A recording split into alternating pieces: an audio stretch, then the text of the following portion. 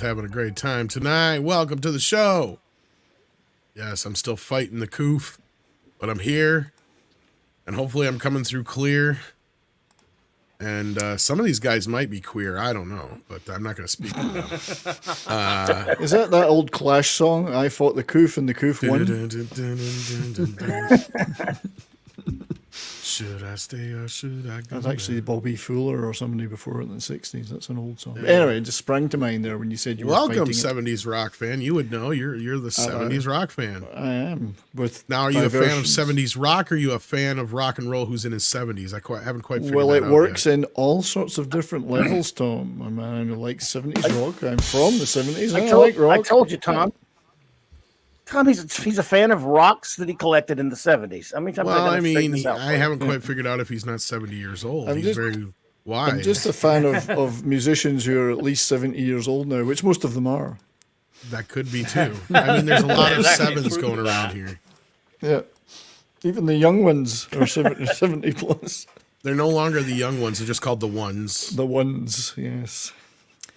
Yeah, hope I die Pretty soon before they may be the late ones. Yeah, hope I die before I get 100 years old or something. But yes, welcome 70s. How you been? I'm good, mate. Yeah, I'm good. Having a great week, so it's great to be here. They might be Clobby.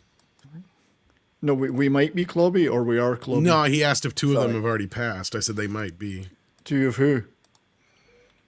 Guess who? Gone. Oh, the young ones that are gone already. Sorry. The young ones. Oh, so the young ones. Yeah, Rick Mail. Who else? Alexi Sale. Alexi. Right. I forgot about Alexi Sale. Yeah, jeez. Yeah. Does he count? Another person. You made me feel old now. Who may not be 70, but definitely has the knowledge of a 70-year-old. Clobbering times. I think that's his superpowers. He has two brains. And none of them work. So. Really, it's like well, they work, but only when you ask you comic book questions. He does keep one in a jar on his desk. I resemble that remark. I know Star Trek. It's like a supercomputer, yeah, but only for pop culture. Stuff. Right, really useful stuff there, man. I'll tell you what. That'll get you out of a jam right there, knowing some comics and Star Trek stuff, I'll tell you. Now, if you're up against it, and it's the revolution, and they need to, they're going to say, look, that guy knows his comics. We better let him live. That's right. In a tricky situation, in perhaps a nuclear standoff, or maybe you're a secret agent has to stop a large nuclear submarine from being stolen, your knowledge of pop culture would come in invaluable. There's a lot of things you probably learned over the years from Stan Lee and others that could be put to good use. Oh boy, did I ever! As Tiara Starbretter says, knowing comics won't get you a job writing for the MCU. Yeah, that's almost a segue. We may talk about that tonight here, actually. I mean, even though that's something we brought up before, but Nick is here as well. He's kind of like a Padawan to Clobby in a way, aren't you? I'm like he's looking super sexy tonight. Look at that. He's a padded Is that an one. Einhorn shirt for reals? Yes. That is awesome. What is that shirt there? Dude, it's Ace Ventura, laces out. Well, it's got I saw football on it. Finkel is Einhorn. Einhorn is Finkel. Look, it's even his name, Cycleville. And Finkel is the mayor, laces out, Cycleville. That is awesome. Yep. Laces out. So, yeah. The only one that I seen that was cooler than that, Nick, was the one that, and even though I don't really like Dennis Nedry as a character, it was his shirt. It looks like his shirt in the movie, but if you look closer, it's actually like pictures of him and other dinosaurs and shit like from Jurassic Park. That's pretty but cool. it looks like his Hawaiian shirt in the movie. Yeah. I haven't seen it. I want to see it. I haven't seen it. I'll see if I can find it. Nick, you're going to have to give us some grooming tips for that chest hair. How do you take care of that? I wake up, I brush my teeth, I deodorize, I put on clothes, and that's how everything else happens. Well, it's very healthy growth you have there. Yes. I mean, what can I say? I have very productive growth. What can I say? Nick is swayed. You don't get cold in the winter. He's doing that because he's covering James Bond tonight, so he's trying to look very Bond. So that's right. I gotta get toxic male. So here you go. Like if you're looking at it from farther away, it looks like his regular shirt. But if you zoom in, you see like other Nedrys. You got the little spitter. Yeah. All that kind of stuff. Yeah. I need that shirt, dude. I like that. Oh, huge. But all right, we've got some people in the chat. Let's say hello to. We got Willie hanging out here. Little Willie won't go home. That's right. He's also a member. We got D-Bud here. We got Dr. Coffin Nails, Cosmic Vader, War Monkey, Cryokin. How you doing, guys? We got Smokin' Wraith. We got Southern Viking. We got It's a Trap Productions. It's a Trap. We got Aaron Ratliff. We got Jason Gray here. We got, let's see here. We got Pilgrim Media, who also sent us a super chat. We're going to get to those real quick here. We got Grand Admiral Adam here. We got Tara Starbrighter. We have Rob Altus here, who's also a member as well. Thank you for that. As well as Grand Admiral Adam was. We got Brian G here. We got, let's see here. We got Film Watcher 96. We got Stephanie hanging out here. So many more. Thank you for being here, guys. Hit that like button. Undoubted's here. Joshua Hammond. So many more regulars. I see Michael Gonzalez. Thank you for being here. We got Stryden. I even see Nick in the chat. Nick is in the chat and here on the panel. We got Vertical Horizons and so many more. Hit the like button, guys. Colonizer Jeebus is here. Super Omicron. Pete Dencat. Thank you for being here, guys. Andy's in the chat here. How you doing, buddy? Maybe I'll send you a link here in just a few minutes here. But I got to get these super chats first and foremost. Space Monkey says with $1.99, Apple is the final nail for Star Wars. Well, we'll get into that. We'll get into that soon. We got the Walt Man here who says, panel's thoughts on John Campia's report about KK removal before or after Indy 5. This is a first, and that would be the one to report it. Okay, well, we're going to talk about that as well. So you're all over this stuff tonight, guys. So hang on to that thought. What are your guys' thoughts on the latest rumor? Oh, here we go. KK getting fired, this time reported by John Campia. Maybe we'll start with this one. DCB Titan says, conspiracy theory. This has all been a long con by Iger to diminish Disney's value to allow another company, like some are suspecting Apple, to buy Disney, whole or parts of it, like Disney Plus. That's another story we're going to get to here, going along with the first super chat.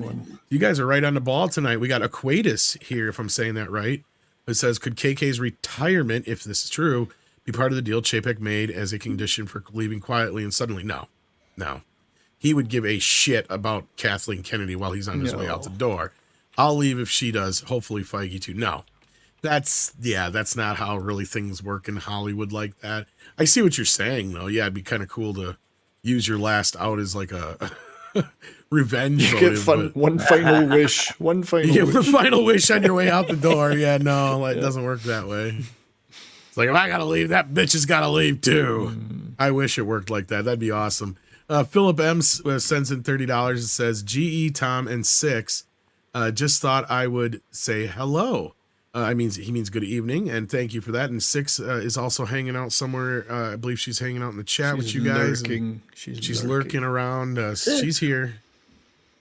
So she's around. She's always watching. Don't look behind you. Yeah, never look behind you when Six is around. You never know.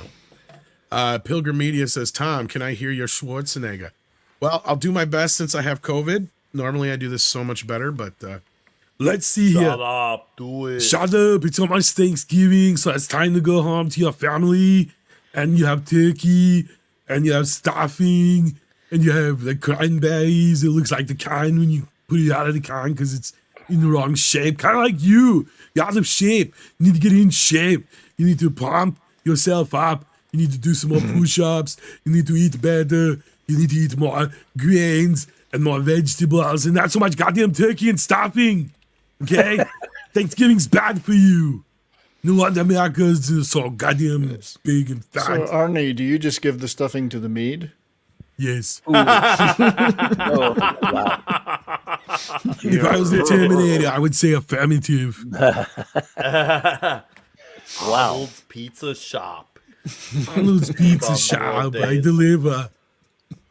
Do you deliver? Shut up about the pineapple. Liver is my- I kill you. Liver and pineapple is my least favorite pizza. Hopefully you got your money's worth there, Pilgrim Media. And we got Pete Dencat, who's a new member. Hey, we love new members. Let's see. He is a maximum effort puppy. Ooh, so we haven't he's had a the biggest maximum in member? a while. Yes, indeed. We haven't had a maximum effort puppy in a little bit. Oh, what the hell? My phone just went off. We got Pete Dencat. Thank you so much, brother, for becoming a maximum effort puppy and strut. That's right. We appreciate that. And we got Perverted Jester. He says, so how long do we have to wait before Chapek's tell-all book? Well, a couple of years probably. First, there's an NDA. Yeah. Depends when he can get a ghostwriter to write it. That's another problem. Yeah. Probably about 2 years, I'd say 3 years maybe. It'll be written for him by Bob Iger. Bob Iger writes. Oh shit, that'd be bad. I was just Nikki thinking if I renamed myself Bob, I would have a real shot at being Disney CEO, you know. You look a lot like Chapek. Yeah, I'd have a real shot at it. I'm going to start calling myself Bob. We were Saturday Night Live. You'd be playing Chapek in our play. Yeah. Nikki D says, "Is it safe now to abandon all hope for Disney?" Yes. We're well past that It was point. safe for quite a well while. past Oh, that. man. Yeah. So let's get into this business here. Let's start with this one, since this is kind of leading into the other one anyway. Rap has let us know that there's a plausibility that Bob Iger's ultimate power move may be, just maybe, selling Disney to Apple. Now it's funny, because what have I said is several times over that this could be a plausibility for a while now. So kind of interesting that this move has happened. But let's read this. It says, now that Disney CEO Bob Iger has regained the keys to the Magic Kingdom, less than 3 years after his chosen successor Bob Chapek took over, insiders suspect they know how the beloved executive will find a new way to get on top during his final 2-year stint. He's going to sell the company, one insider says, who worked for Iger, predicted, and this is the pinnacle deal for the ultimate deal maker. Landing a deal with Apple or some other mega buyer would also cement Iger's legacy. I think he'd welcome it. He'd be the last CEO of Disney. A former top Disney executive told The Wrap, noting that the two companies have similar brand entities and could benefit from a merger. So moving on from there, we got acquisitions are in Iger's DNA. Under Iger's leadership, Disney went on a nearly $100 billion spending spree. To buy animation giant Pixar in 2006, superhero juggernaut Marvel in 2009, and Star Wars in 2012, with Rupert Murdoch's 21st Century Fox in 2019 adding to that. But there was one acquisition he's publicly lamented as a transformational deal that got away. A combination with tech powerhouse Apple. In Iger's 2019 autobiography, The Ride of a Lifetime, which is what he took us on, the executives wrote chapters about his friendship with Steve Jobs. He and his wife, Willow Bay, were close friends with Steve and Lauren Powell Jobs, even spending holidays together and vacationing in Hawaii, and even writes about standing in front of Steve Jobs' grave, when the tech visionary's wife uttered, "I asked him if we could trust you, and Steve said, I love that guy." Iger responds, "That feeling was mutual." Yes, there are caveats, the chief among them being Jobs died in 2011, and Disney is a big pill to swallow. With a $180 billion market value that would easily soar to a $200 billion premium if the studio were to be acquired. A deal that size is likely to draw a stiff antitrust resistance at a moment when regulators have stepped up efforts to block other recently proposed media megadeals. Paramount Global this week scrapped a $2 billion sale of its Simon & Schuster division and book publishing giant Penguin Random House after a federal judge blocked the deal, while European regulators have launched a probe of Microsoft's $69 million offer to purchase gaming giant Activision Blizzard. Apple CEO Tim Cook, known to be a safe player with relatively few acquisitions under his leadership, might have given Wall Street a big hint in April during a call with investors. Cook said he would not rule out acquiring a large company and that the main drive was to secure strong intellectual property and big names. Now, remember, I've been saying this for a while. Apple has not made a move yet, right? And sooner or later, they're going to. And when they do, it's going to be big because they got all the money in the world to play with. A deal of this size is likely to... Okay, we already got that part. So, yeah, I'm going in the wrong direction. There we go. In Iger's 2019 autobiography, The Ride of a Lifetime, the executive wrote chapters. Okay, I read all that already, too. What the hell happened here?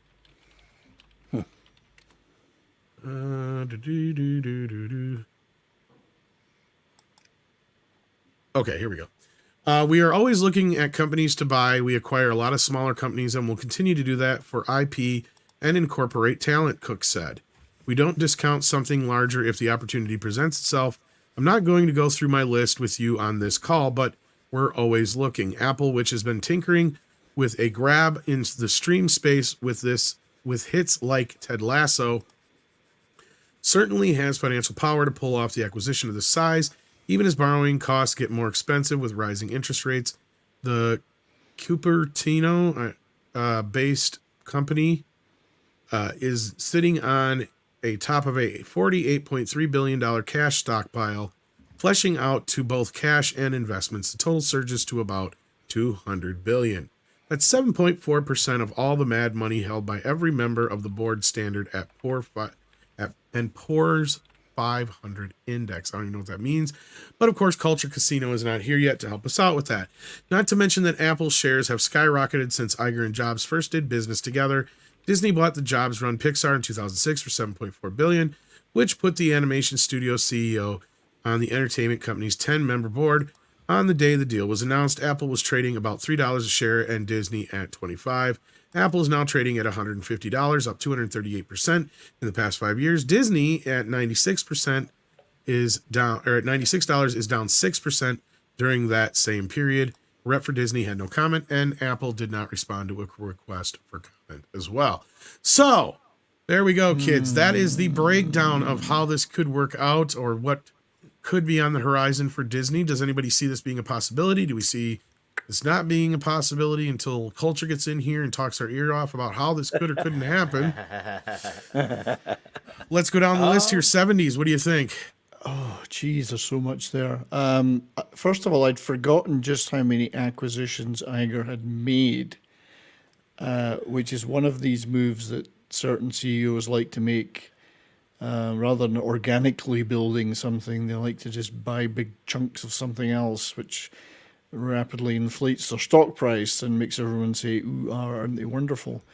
And then, of course, the digestion of those parts becomes the hard bit, which is kind of where he stepped away. I don't think this is likely to happen. I think there's an incredible amount of risk there for Apple. Given the way, unless they feel that they can buy Disney and straighten some of it out, I just think it's too big a piece for them to bite off. I mean, yeah, I'm sure they'd like some of the IPs and could possibly inflate their own Apple Studios up a bit, but really, is what's really in it for them? Is it likely to increase their stock price hugely? I think it's an awful lot of risk. I don't see it. I think it's just a rumor. However, certain individuals at Disney would stand to make an incredible amount of money personally if it happened. Absolutely. So you can never rule that kind of thing out, because that is the modern corporate way of cashing in. I sold my company. I took the $500 billion bonus for doing so, and I'll just walk away and leave the mess behind for someone else to sort out. So, yep.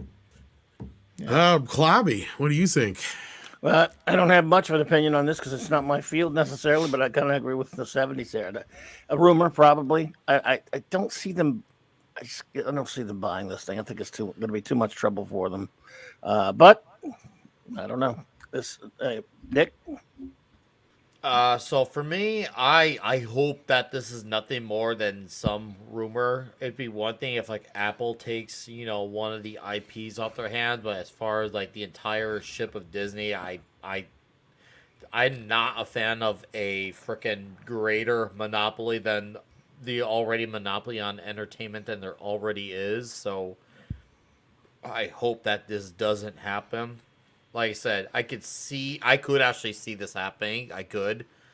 I hope it doesn't though, because the thing is, like, Disney needs to not have people who are gonna bail them out, buy them out, unless they get rid of some shit. If they are bought under Apple, it's just gonna be more of the same garbage same trash that they're doing, and they're going to do it because they know, well, they can just fall back on Apple. The same way Marvel falls back on Disney, the same way Star Wars falls back on Disney.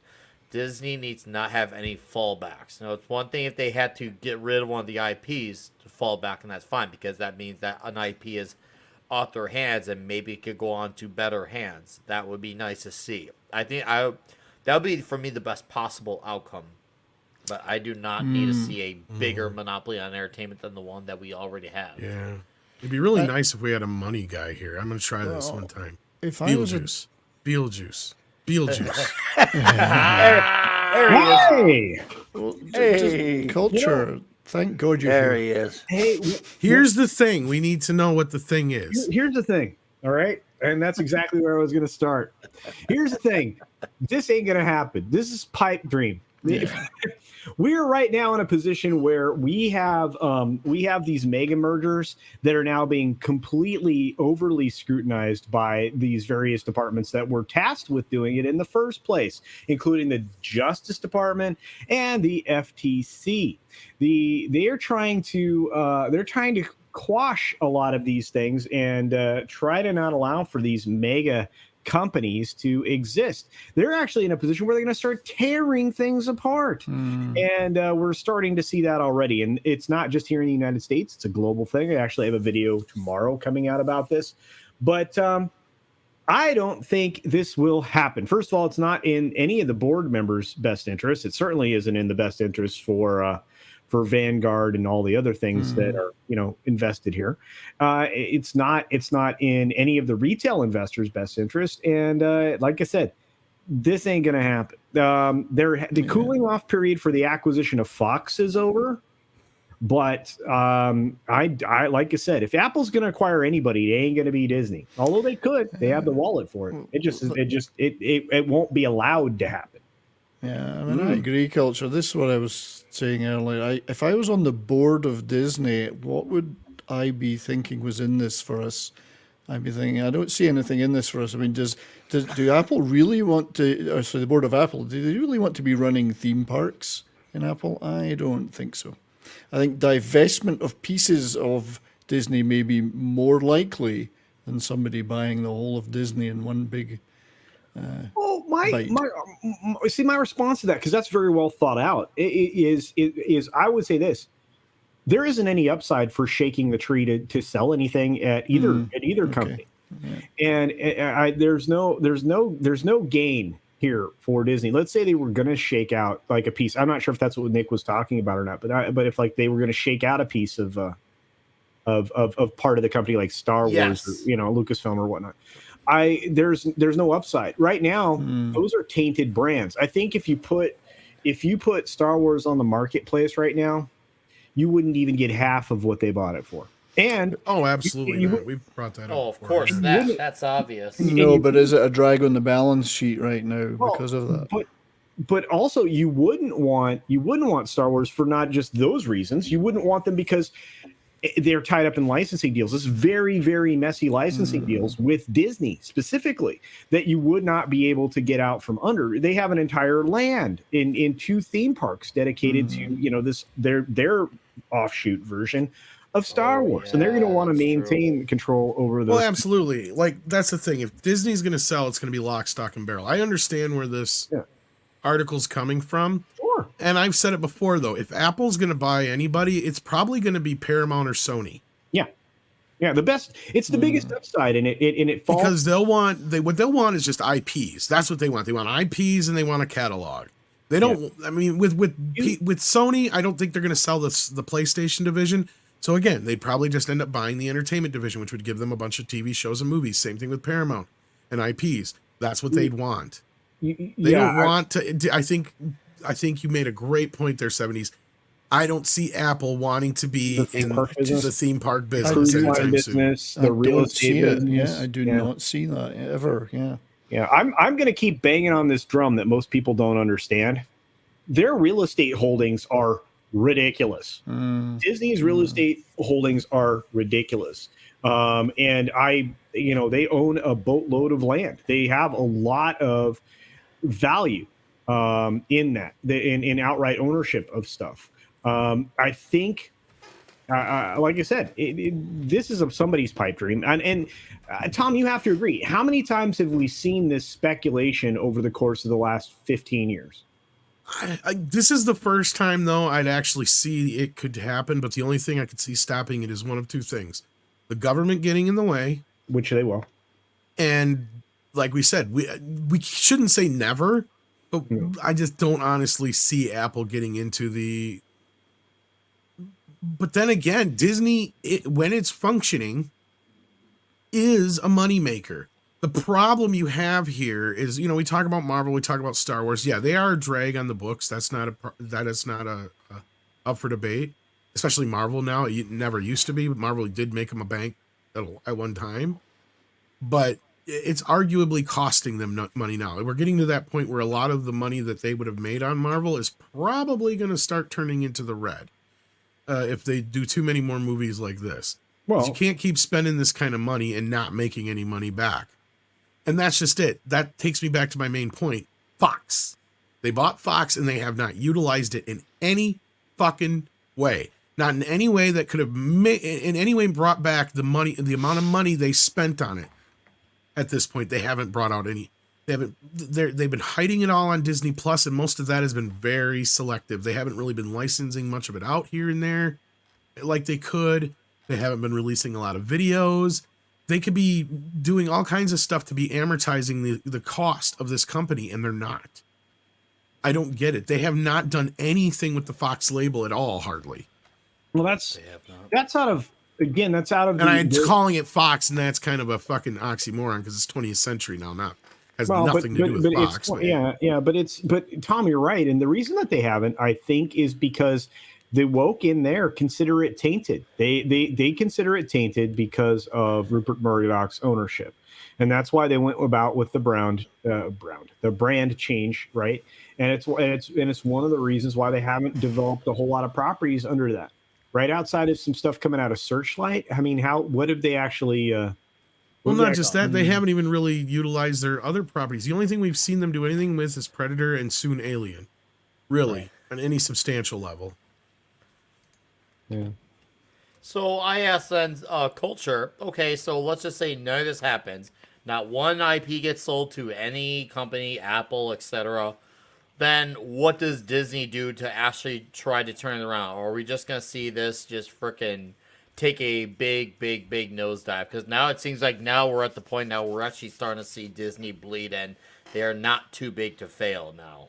They're at one point I thought they were, but now we're actually seeing them actually hurt a little bit. So what do you do then? How does Disney go back on the ups? Or do they not? Because under Iger, I don't see it happening. It's actually pretty easy at this point, because of the way they've compressed the Marvel development cycle. That would be the place to start before that brand is completely tanked. Because Tom's 100% right.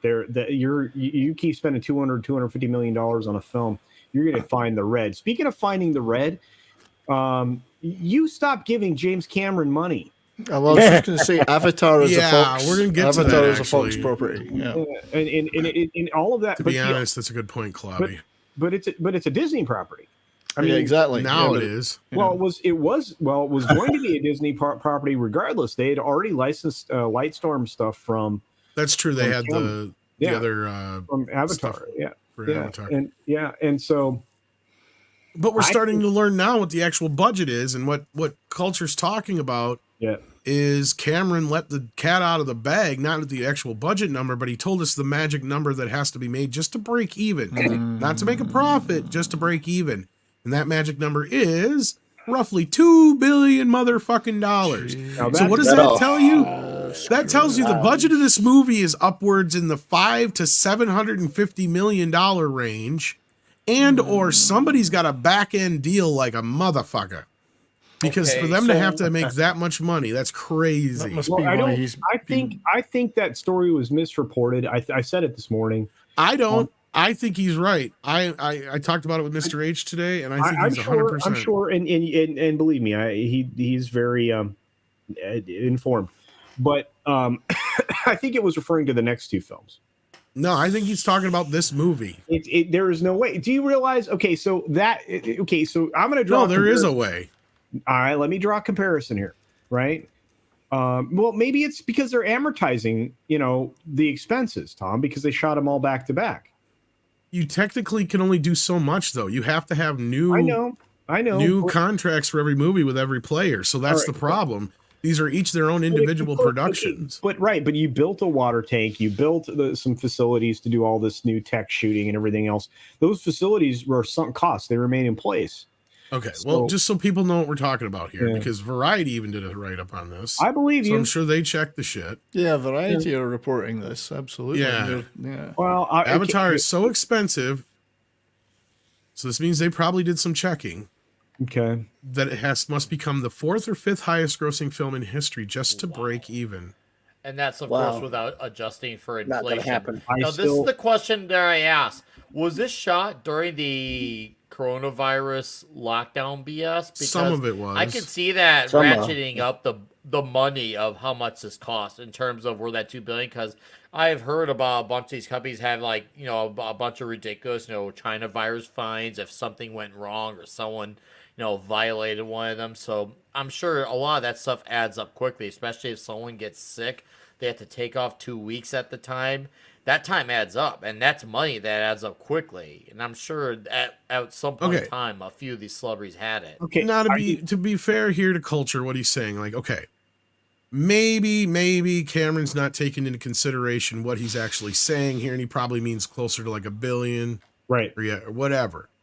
But it still goes to show you that this movie costs more than we fucking think it did. At the end of the day, this $250 million. No, you got to double that shit. I guarantee you this movie costs more than that anyway. I've been saying that for a while because the first movie cost a fucking fortune. Okay, so understand that right now we are now being told by two monster properties that they have shot their wad with the budget and then some. Because this in less than a week ago, we got the news that Fast 10's budget is over 340 million, probably closer to 350 just for the budget. You're telling me that Avatar is going to be more than that? Yes. I think it will be more than I that. think you're partially right on the amortization that part 3 probably didn't cost nearly as much, but they had a startup cost here. That's the problem. You had a movie that was basically starting from scratch again because they hadn't done shit in 12 years, 10 years or more. If I it just, was, I find it hard to swallow. And again, maybe he misspoke. I don't. Maybe, James Cameron is known for making the most expensive movies in the world. okay, dude, you're talking about Every one of his movies has been the most expensive movie ever. you're talking about That's one. true. Talking about 1 point. I don't even know. Let's even make it $1 billion, like I fucking said. That still means the goddamn budget's somewhere in the $400 to $500 million range for one movie, guaranteed. the question I would ask is if it cost more than 250 million, this is why it must cost more than that, because he's unwilling to give a number. If it was only 250 million, I'm pretty sure Cameron would have said, yeah, it's cost 250 million. It's Okay, so- expensive. okay, all but right, he's not willing to settle for that figure as a statement. But see, this was touted as something that was at that $250 million budget range. But let's go on. Let's do some math. Let's do back of the napkin stuff right here. He spends $500 million on this film. He might. They would give it to him at I could first. see it, yep. That's the thing. You got to understand. He is James Cameron. He has created every one of his movies, even though it's been the most expensive movie ever made since Terminator 2, or actually The Abyss. Ever since The Abyss, even though every movie he's made has been the most expensive movie ever made. If he's Most gonna of make- them have ended up becoming either the highest grossing film of all time, or if not in the top 10. But you could work your You way know, Tom, backwards from what he said. just Sorry, saw- Nick. You go ahead. Yeah. No, it's okay. Go ahead. I'll go after you. Well, all I was going to say was you could work your way backwards from what he said. If he says it's going to have to be the third or fourth biggest grossing film of all time, that means a minimum of $2 billion it has to take, which if you work your way back puts it somewhere around about 500 to 750 million to make That's it. what I was saying. Yeah, that or somebody's got a hella back end deal. Wow. No, It's just I working thought- backwards from what he said. Or it depends on who the. See, I've heard that there's a lot of investors in this too, that have been around since way back when. It's just like the producers. He sold 110% of the movie. So Probably. I thought about with the filming of this, you gotta think a lot of these they're starting to really take the production seriously of these sequels a lot more seriously in the last few years, especially when we were starting to have a really booming economy. Maybe this is just one of those things where they just thought they had just so much money to dispose of pre-pandemic that they just thought they could just do something like this. And now here we are in this situation where, well, everything in the world that has happened, and now it's clearly backfiring. I mean, could that be a possibility that they just were just throwing away money like that? They're thinking, oh, we could just spend this money willingly. Here's why. Let's not forget, they were doing a lot of that with a lot of the Phase 3 Marvel movies. They were spending money for shit that didn't need to be spent. Well, let's kind of split the difference here. Let's say the budget's 500 million. Okay. Here's why they would even think of giving him that much. And I think Six is right. I think he got a blank check for this. I can't. Okay. Yeah. That's fiscally irresponsible, and it would have been Well, greenlit. this is also It's Disney. This was greenlit by the guy they just brought back. I know. Well, and he was used to spending money like a are drunken we fucking saying sailor. Iger Culture. is fiscally responsible because I don't yeah. think he is. That's what I Okay. mean. So- These are so- irresponsible people. In a good economy, they're going to So do you're talking- stupid things because they have money to blow. Okay, oof, man. $500 million. I love you to budget. death, Culture, but the fact that you can't believe that James Cameron can spend $500 on a movie, I got a fucking bridge to sell you then. For $500 million. This motherfucker could spend $700 million in his sleep just thinking about a movie, probably. Like, I love it when culture gets ahead of steam up. He's just going to burst any second now. I feel like his comments were around the next two films. I feel like he was misquoted, or he'd had too many glasses of scotch, and his words got outside. That because the sequel's budget was asked by GQ. Kind of money. Says very fucking expensive. Sure. The sequel's budget. Okay, so let's go. 300 million. Three. I'll go to the actual fucking thing. I I'll get believe the you. full Don't, quote. I believe you. I hate GQ, by the way, but I believe I do you. too, but I can't imagine you can't spend that kind of money. well, okay, take this into consideration then, Culture. And again, I'm not trying to say you're wrong. I'm just saying. No, I don't mind being wrong. I'm just saying we've noticed a 180 in Mr. Cameron here in the last month or so, where I swear somebody's had to sit him down and give him a fucking conversation where we're going, look, this movie's probably not going to do what we all expected it's going to do. So you might have to get ready to go back in and reshoot the end of part 3. He fucking said this. Yeah, he did. Basically in so many words. So at this point, to me, that tells me they're bracing for the motherfucking worst. He's Now, been again, very he may be being a pessimistic. bit- He may be being a himself- bit hyperbolic here with being like the third, fourth highest movie in history, but he's probably not too fucking far off. Because I guarantee you they spent close to $500 million on this movie, I bet. If not more. Yeah. Okay. It's wall-to-wall effects, man. I mean, it's all... I think, Culture, you're giving this company too much credit in thinking responsibly, which I do appreciate you coming from that point of view. I really do. Yeah. But these people are not people who think Yeah. efficient. When have they ever been responsible? I don't But know. what incentive? Okay. Again, what incentive did Disney have to write that check? Well, because booming Cameron's economy never. a few years ago. Well, Cameron's never They- lost they made money. sure- That's why. They made sure that Right. that wasn't going to happen anymore. Nick, I by the told you time- why they Oh, yeah, would write as a of check now. like that. $2.9 billion. He's never lost money. $2.9 billion is what the last Avatar movie made. Wait a minute. He's No. never lost money. I'm sorry. don't Did think you he see has. Terminator Dark Fate? You didn't think that lost He money? didn't well, he direct didn't that. direct- I'm Can't talking count about that. films Something he didn't directed. direct, though. You're talking Executive producer. semantics there. I'm sorry. Wait a minute. Was he involved in that production or not? Barely. His name Does is executive attached to producer it. even count? Barely. As a that's director, just a he's name never for a lost Director, money. though, is different. Let's not grant him God status right now. I'm not Okay. trying to grant him God status, Quite but a the lot of opposite. people do. Okay. And what I'm saying here is this company is fully fully stupid fucking enough to give him a blank check because of what I just highlighted right there. Avatar 1 made $2.9 billion fucking dollars. That's why. That's why. Because technically, through everything, it's still the number one movie of all time. I'm going to say this one more time. The financial guidelines for Avatar 2, 3, 4, and 5 was for all those films, the production budget for all of those, 4 of them, was just a little over $1 billion, $1.1 billion. For all 4, yeah. Yeah. Fine. Nobody's going to be startup alive for the cost, third though. one. No one's going to live long Yeah, enough. who's see going to the be third one. alive for the third one? Not me, that's for sure. Well, no, that's the fourth one because he has shot the third one, but I think he's getting real here about the fact that he's not Wow. going to get a fourth film. In That's the thing. 2050. Yeah, 2050, the fourth one will come out. So what if this movie hits $1 billion? Are they gonna call off the fourth movie? Because $1 billion's still not a number to frown at, and that's something Black Panther is I struggling think, to get to. Nick, they will shoot the nut on this and go, yeah, go, we're finishing. Because that's way below expectations. You got to be real here. What they're expecting this movie to make is $2 billion. Holy Not shit. possible. Not possible. No, Be- it's You not. don't think I so? agree. No. What I see is this. Right? That's what Okay, they're first- expecting. I know it's not Okay, but possible. They're projecting, this is the most silly thing I've ever seen in my life.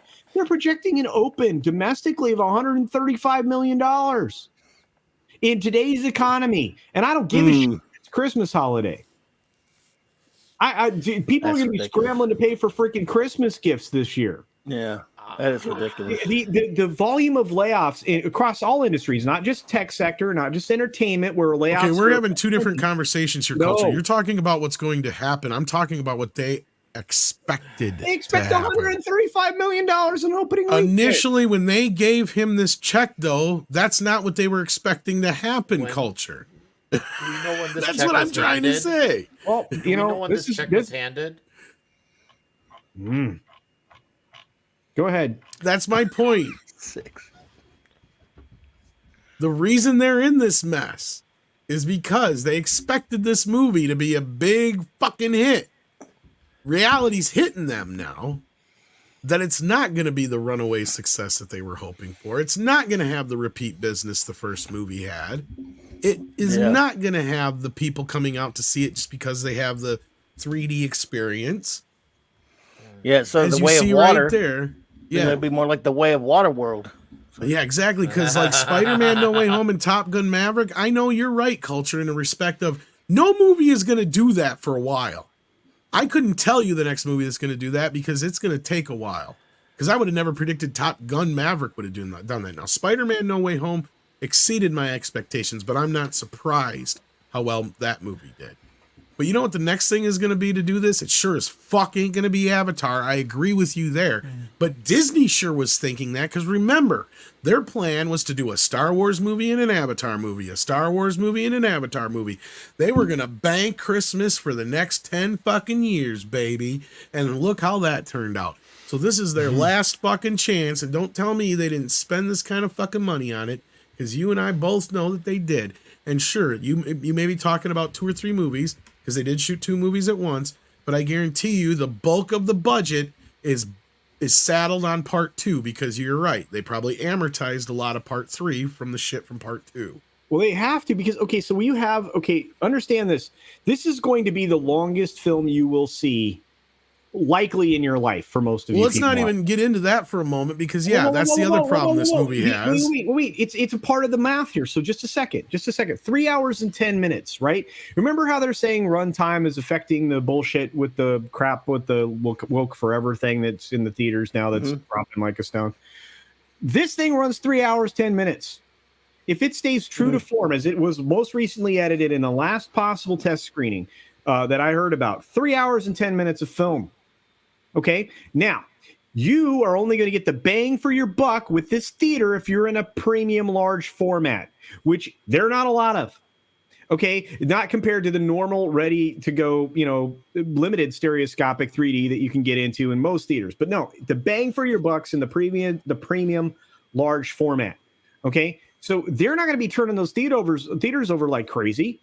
I mean, I live in a pretty decent sized metro area, and when I go to one of these freaking IMAX things with the 3D, there's two of them in this one location. That's it. There's not like a buttload of them. And then if I have to go somewhere else in town or across town to get to another IMAX theater.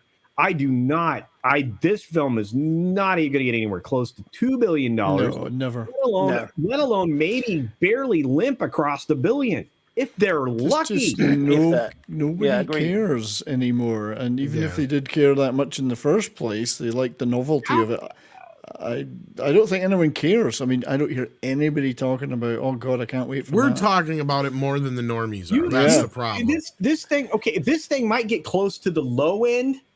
I don't see how, but it might get close to the low end of the opening weekend. Your problem, which is $135 million domestically. I don't think you understand. We didn't even limp to those numbers with a lot of these fantastic films that have come out recently. Well, we were having a different argument for the last half hour. That's the problem. No. This is again, all the math is related. This is a completely different conversation overall, sure, but.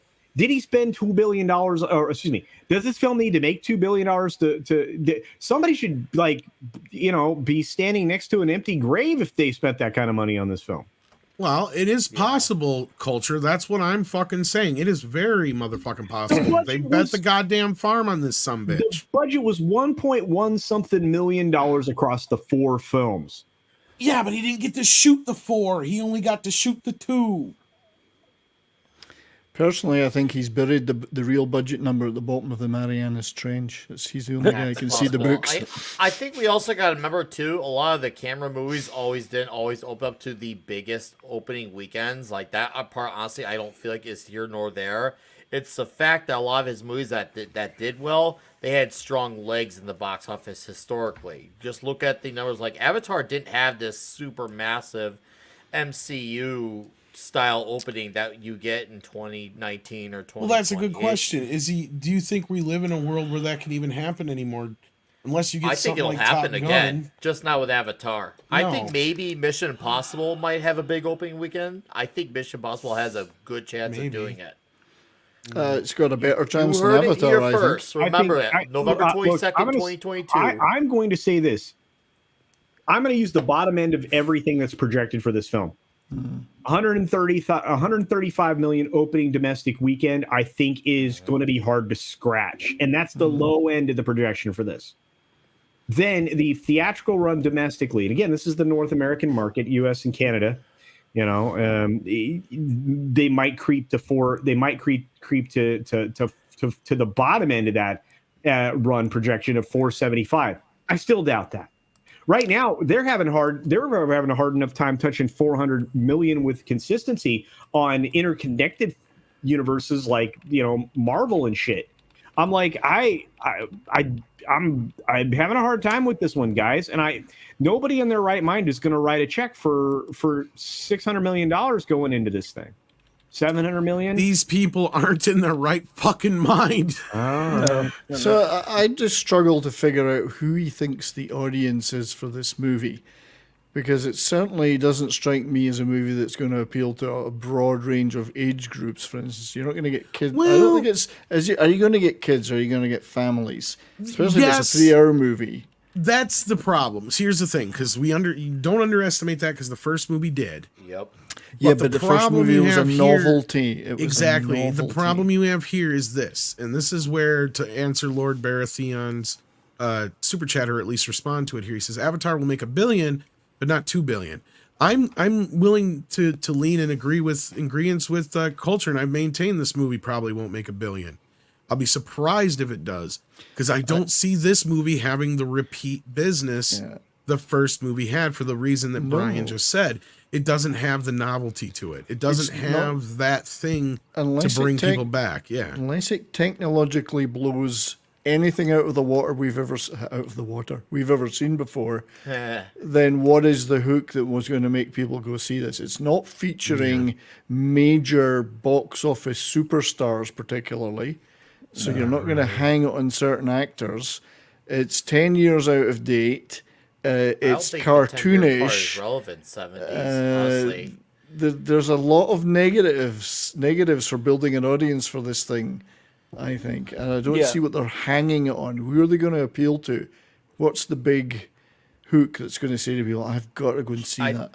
I think even people who love the depending first on the aging James Cameron crowd, honestly, James Cameron has a loyal crowd, for better and or worse. They'll just see anything. Now, how many of them are still remaining, I think is the real question, because I don't honestly think 10 years is that relevant, because you got to remember, Top Gun came out in the 80s. In the 80s. Yeah, but a lot of people still forget that. And a lot of people severely underestimated Top Gun Maverick, which I was one of the ones way back when. Me. I said that movie was going to do higher. But here's People the thing thought I was is- crazy for saying that. Nick, All I'm I saying know what is you're saying, but Nick, you Top and Gun I- is one of those things where it's like a weird Nick- animal. And I know Nick- Clobby wanted to say something too.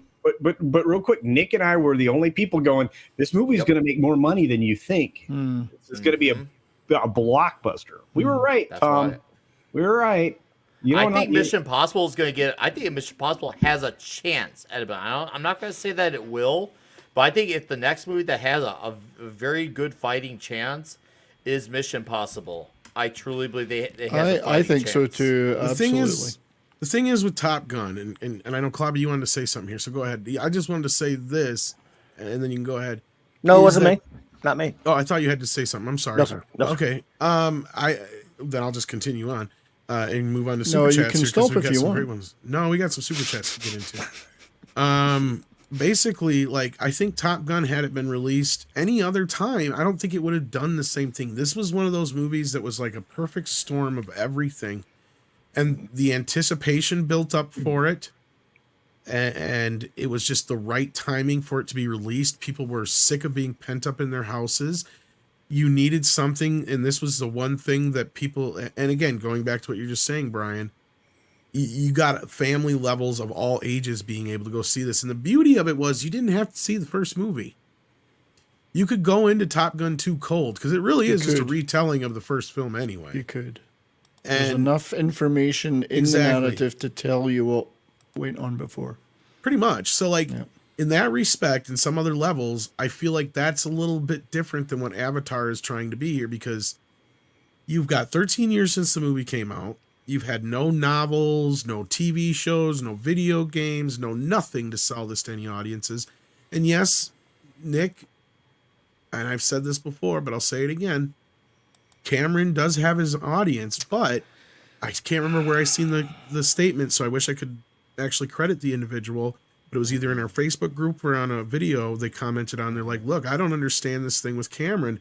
I'm a younger guy. None of my friends get the Cameron boner. He is not somebody who's been around in the last 10, 15 years to garner any kind of notoriety with this generation.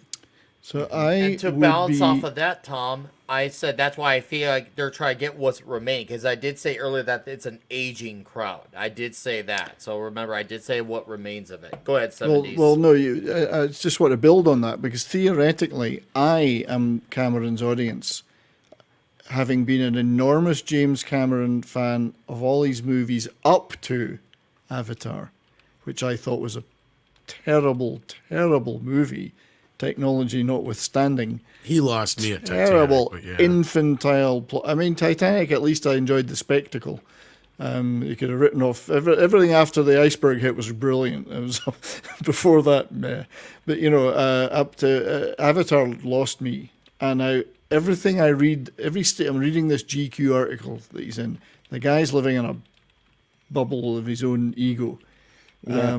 I have no intention of going to the cinema to see this new Avatar. I barely withstood the first one. Same here. Because it's infantile nonsense, and I'm a hardcore sci-fi fan who loved everything James Cameron did. So if it doesn't appeal to me, and as Nick said, younger generations don't even particularly know who he is, because he's been off unless you're into documentaries, he's been off the scene for so long, then he hasn't got a built-in audience anymore. It's gone.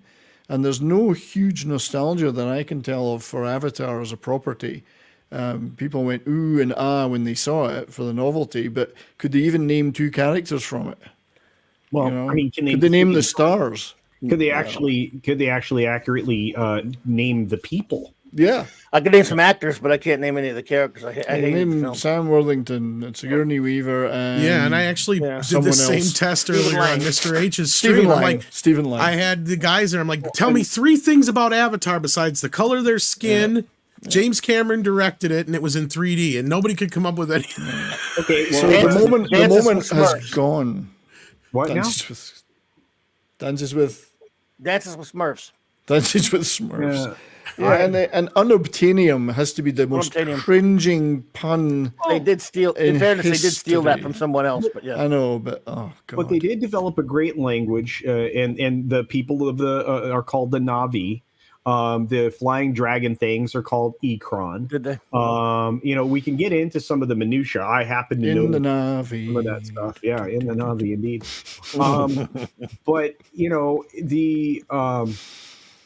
there is something there. There could be something there. It depends on how he goes about it. But I can't disagree with you. There's not nostalgia necessarily for this property. The artificial hype created by the theme park extension in Animal Kingdom in Florida is probably the closest anybody gets to an actual experience for this. Because the boat ride that they put in there is disappointing. Now, had they put an up and back roller coaster that is originally thought to be going in there, that might have been different. But So to me, he's got 2 chances. One is it's still a novelty factor. we've got some massive stuff going on, folks. We got to get to these super chats and get on. So I We got some KK news to get to.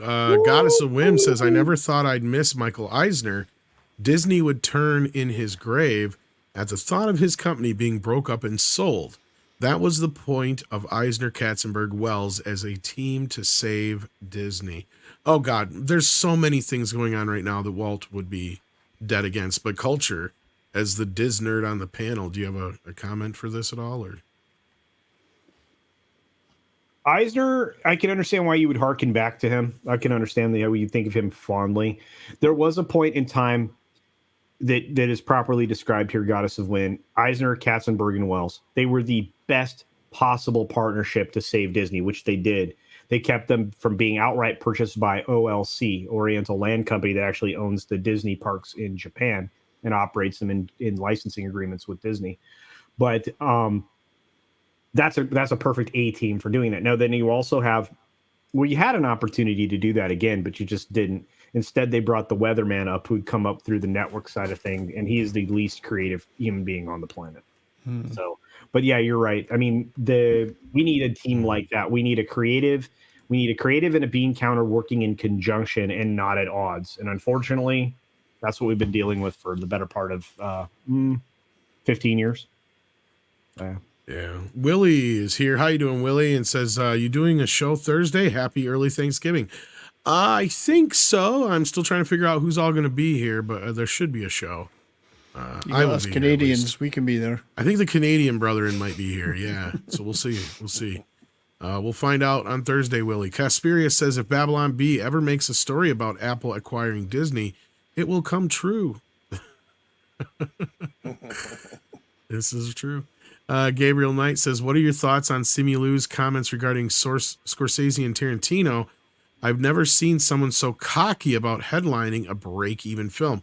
Now, I had not seen these comments, but I think Paulie was talking about it, but I didn't get the whole 411 on what the fuck he said. But anybody wants to talk smack about my boys, you can just get smacked the fuck up, because ain't nobody bigger in my world than Scorsese and Tarantino, brother. Simu can shut the fuck up. Yeah, Simu is right. Yeah. Yeah, he's a joke. He's horrible. What a terrible. Say He's what you will. He's the second worst casting of any MCU character so far. Maybe the first worst. I don't know. It's up there. It's hard. That's a hard competition, Bobby. Well, they were doing a good job casting them for the most part until he came along. But yeah. Okay, so he's crying on Twitter, evidently. So let's see if I can find it here. But you're right. You're right. 70s. It is a challenge. It's a race to the bottom. Simu who? Oh, did they trigger him? Did Scorsese and Tarantino hurt his little feelings again? That's what it is. See, I spelled it wrong. See, I don't even give a shit. Okay. Here we go. If the only gatekeepers to movie stardom come from Tarantino and Scorsese, I would never have had the opportunity to lead a 400 million plus movie. I'm in awe of their filmmaking genius. They are transcendent auteurs, but they don't get to point their nose at me or anyone. No movie or studio will ever be perfect, but I'm proud to work with one that has made sustained efforts to improve diversity on screen. There's the whole, fuck you. You're the same dumb shit who said, I've never seen anybody who looks like me on screen before. And I laughed at him in Bruce Lee. That's soy chi for you in a nutshell. Seriously. Here's the thing with these actors under these big IPs. They've gotten so cocky and they've been incentivized to act this way. So they think that even when their movies just barely break even, that they're still like on top of the world, which they are not. Like, this guy's never gonna admit that his movie broke even, that there's still diminishing returns. All he just sees is his social credit as, hey, look at me, it's me, I'm soy cheap. Yeah, he's never seen a Jackie Chan movie either, or Jet Li. Yeah, what a dumbass, fucking moron. Idiot. He's one of the worst around. Yeah. Look, I get it. There's some people who take offense to this idea that Scorsese said that Marvel movies are not cinema. He's not technically wrong. He went on to explain they're more like a roller coaster ride. Right. He's not wrong. They are not the same as the typical cinema fare. But Tarantino was actually explaining it a little better. If you've seen the interview where he talks about it, he actually says, look, I get it. To a kid nowadays, because I was talking to somebody the other day who happened to be like 16, 17, and he was talking to me about these Marvel movies. He's like, I grew up on Marvel. I had all the comic books growing up. He goes, and if they were making these movies in 86, I'd probably love them. But he goes, you got to remember, these were not the kind of movies that were coming out when I was growing up. And these are not the kind of movies that Martin and I make. And if you live in a world where the only movies in the cinema every week are Marvel and DC and Star Wars and Harry Potter, then of course you don't believe that there's a world that exists where Taxi Driver can be made.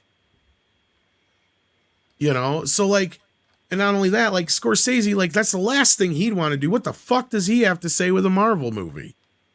And that's the same thing Tarantino says. Like, I got nothing to say now with a Marvel movie. He's like, yeah, maybe 20 years ago I could have. He goes, but there's nothing in these movies now that are, to me, anything that I have anything to say, right? Basically, in so many words. So that's just it. What they're getting to the point of is these are, and he's not wrong, they're corporate made by committee down the line.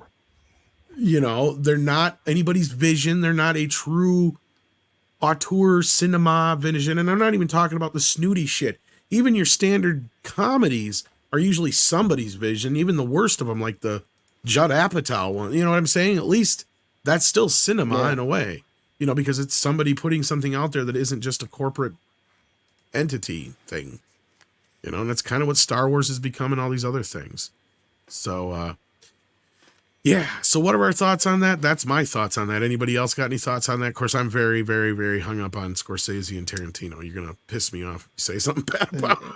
I don't know about that, but I'm tired of everybody saying they're the first in Hollywood to do something when it's clearly not true. It just and it's worse when people deny history, and especially and they've incentivized, especially the younger crowd, to do that. This whole "nothing happened before I was born" crowd, like with Black Panther, is the most disingenuous thing. It's like, no, Black Panther wasn't the first of its kind. There was Blade 20 years ago. Just because you weren't alive then doesn't make it not true. And they just want you to pretend that Blade doesn't exist. I'm not gonna live in this fantasy world just because it makes you feel better that you're alive when this happened. Like, this is the fact that this happened first. Why don't you focus on making a great black movie with a great black lead who's not bogged down in social handicaps? Like, it drives me absolutely insane where they like, oh, this is a black character. He has to have these social like ills to him. Why can't he be a guy who was raised well, who, I don't know, had a successful family? Oh yeah, they did a Black Lightning and then they nuke his character because how dare you have a successful father in the house with children? That's just wrong. CW figured that was problematic. They see nothing but these people are not meant to succumb to anything. And I feel like that's a very actual racist thing to do. To think if you are Hispanic or you're Asian or if you're a female, you are not going to amount to anything. And we have to keep you there. Like, that's fucked up. Yeah. Well, and also to comment on this super chat right here. Well, go ahead and read it since I haven't read it yet, Culture. Sure, yeah. Tim Riggs for $5 says Disney was stupid enough to make Last Jedi, MCU Phase 4, Galactic Star Cruiser, etc. Just saying they suck at financially responsible bets on things. Agreed. Yeah. Totally And very, agreed. very quickly, I'll say this. And this is brought to me by Vic Fontaine. And it just fell off there. Anyway, that the Galactic Star Cruiser is now in full discount mode. And I They agree. are We need actually to going to clone be Robert discounting Evans. So stays. it's more of a Galactic Star barge than. Discounting stays at that property and other ones also. But yeah, I anticipate that Disney's going to be deeply discounting vacations after they just jacked prices all the heck and everybody said, no, thank you. And that the Star Cruiser is less than 25% full regularly. Not good. Jeff Bezos paid $1 billion for a shitty TV show. Remember that part, Culture? Yeah, how many hours of shitty TV did you get for $1 billion? And this is awesome. I heard about this.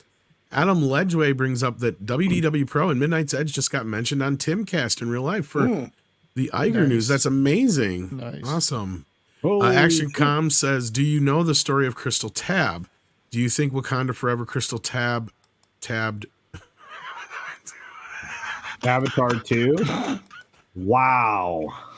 Okay. I remember this. So you'll have to do some deep digging if you want the full story. But yes, I do know the story of Crystal Tab. The Yes. soda story? All It right, was I'll trying play. to fuck with Crystal Pepsi, Yep. and it sort of succeeded. But in the process, also- I don't think they helped Tab out very much. It's also the name of a Fleetwood Mac song, but that's a different story. Crystal Tab? Yes. Is it really? Yeah. What? Yeah. I'm pretty conversant in So it's the. Crystal. I was going to It's- say. It's actually Crystal. but- Okay.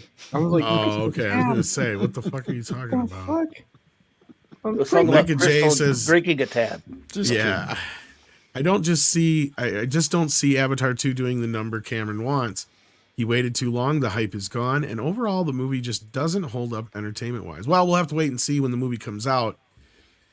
But frankly, from the trailers I've seen, I just got the kind of idea that this is the same movie retreaded all over again, just from different points of view. Yeah. It's kind of what Cameron can do when it comes to sequels. Edgy number 1 says, Iger's a security threat to the USA and West. If culture is a pillar of society, the biggest stone is Disney. Look out for CCP propaganda in your movies. You never know. I don't know. He's kind of friendly-ish with China, so that's one thing. Well, but that's actually an Achilles heel for Disney overall. They have 2 parks over there. We've had this conversation at length in different channels, Tom and I Yeah. both. And that at any second could be China's. yeah. Mm.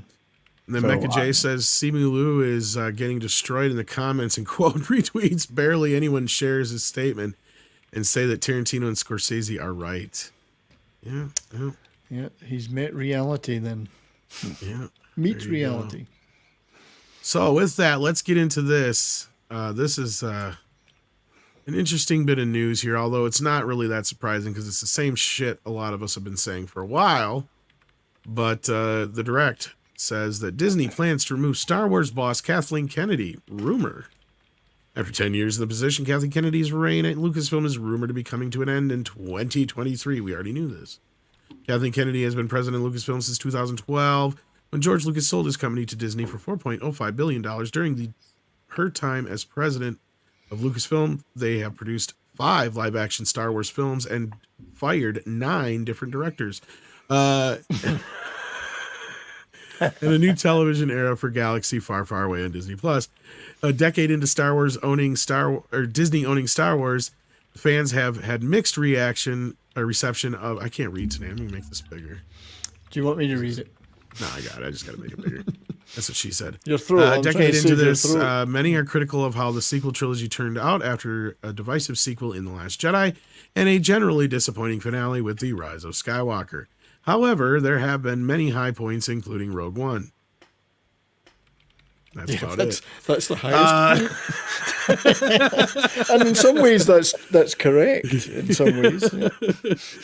Then they go on to say the Mandalorian in the latest series, Andor, which I guess that they're batting 200 after years of chatter that Kennedy has not last as After years of chatter that Kennedy may not last as Lucasfilm president, a new rumor indicates that her time may be done sooner rather than later.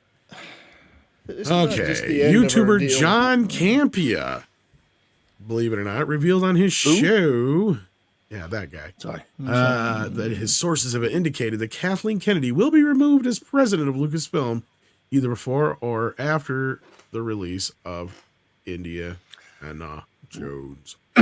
Removed, huh? Okay, so what we've been saying for a while is she's not going anywhere till at least after Indiana Jones and then some. But we'll well, it's hardly high drama. Yeah, let's get into this part here where he says, "Let me put on my John Campea voice. Greetings and salutations. Look at the penis. This is what I've heard. Oh my God, the cock! I've heard the decision to remove Kathy Kennedy has already been made, and that she will be gone either sometime before or very, very, very, very, very shortly thereafter the release of Indiana Jones 5. Now, I want to be very, very, very, very, very clear here. I cannot independently say to you and confirm to you that this is a fact. I will say that one of these people, or one of the two people that have contacted me has a 1,000% average. I don't know where he gets that number from on the things they've informed of me of. I had a lot of people write in and ask, now that Iger's back, do you think that means Kennedy is gone? And I had a lot of people write to me on the social media and comments writing to me directly asking about that. And my response to that was, well, no, if anything, it's the opposite, Bob. Iger has traditionally been a where is this coming from? Where's this revisionist history coming from? Just like Chapek, now that he's gone, supposedly the woke's gone. It's like, where the fuck you been? Where did it come from in the first place? Duh.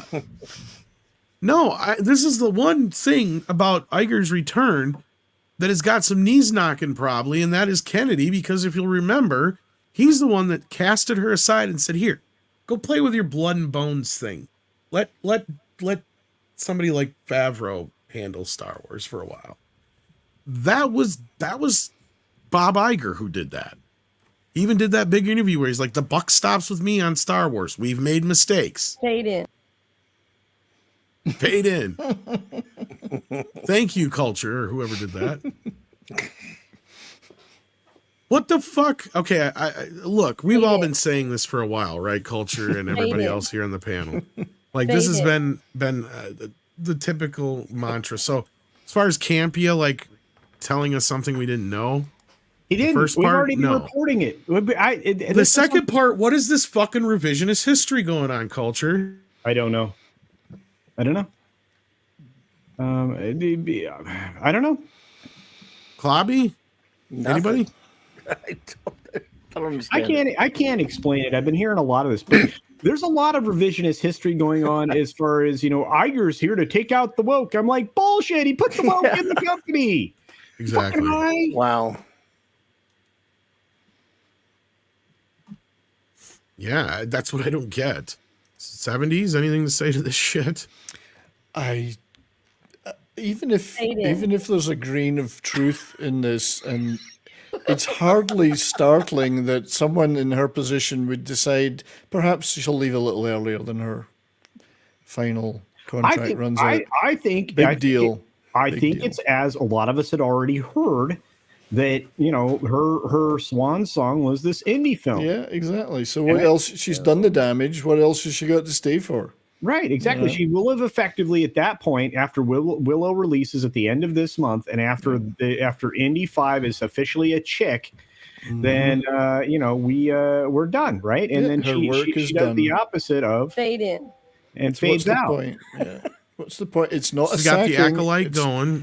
Yeah, there's no sacking here. There's no firing here. She might just decide, nah, I'm done after Indy. I have a parachute. I'm going to use it. Yeah. Bye-bye. Nick, I mean, come on. What do you see here? Do you see that this is obvious? Dude, I am She will- beyond fatigued with the words Kathleen Kennedy is on the outs. I've been I hearing know. it since, man. Well, Pepperidge she's not Farm going anywhere really, until she's really good and does fucking ready. remember. Ever Right. since she got Lucas a cappuccino instead of a mocha latte, we've been hearing that.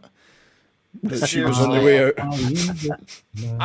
It may have been no. a blowy instead of a handy for all we know. Oh, Yeah, it wow. may have been. It may have been a very strict handy. It may have been. But here's the thing: handies and all. Like, I have heard this rumor so many times. I'm beyond fatigued from it. It's just like, okay, I will hear about that news when it's actually news.